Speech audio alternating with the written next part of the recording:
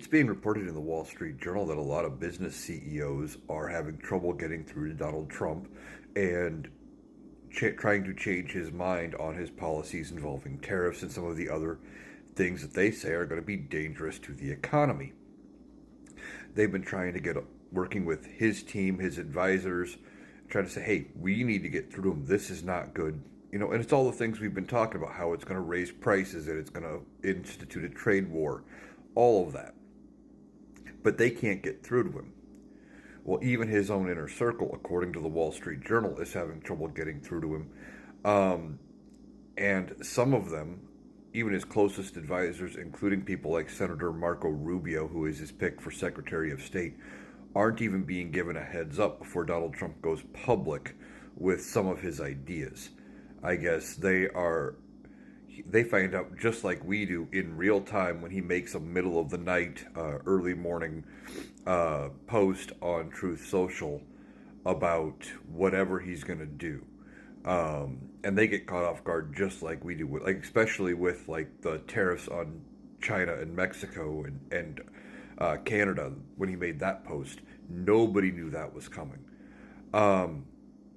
Sounds like he's on his own. He's making his own decisions. He's not listening to advisors, and he's just doing whatever he wants, whatever he thinks is best, which is what happens with a narcissist.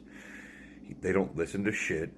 You have to get the right person to pat him on the back and say he's a genius, and tell him you'll look great if you do this. Well, they also have to be willing to listen to it. At this point, he's not listening to anybody, and this is where, as I've been talking about in my lives and in my other videos, this is where the Republicans are going to have to push back against Donald Trump, because this stuff is going to hurt them too. They have to get reelected.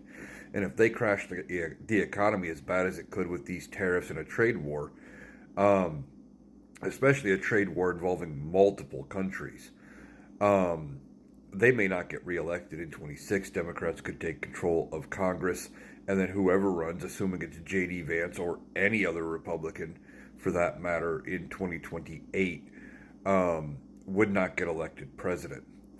They may have no choice but to push back against him, start working with Democrats in Congress to pass things around a presidential veto, and maybe ultimately either have J.D. Vance use the 25th Amendment or impeach and remove him themselves.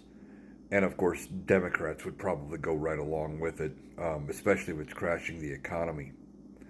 But Donald Trump is acting on his own. He's a wild card. And the business insiders don't know what to do. They're trying to convince him ahead of time that this is going to hurt, this is going to be bad, the deportations, the tariffs, all of it. And he's not listening to them, he's not listening to his advisors, so ultimately he may leave the Republicans with no choice but to remove him for the good of the country and the good of their own party. Now, they care more about their own party and their own power than the good of the country, but anyway, they may be left with no choice.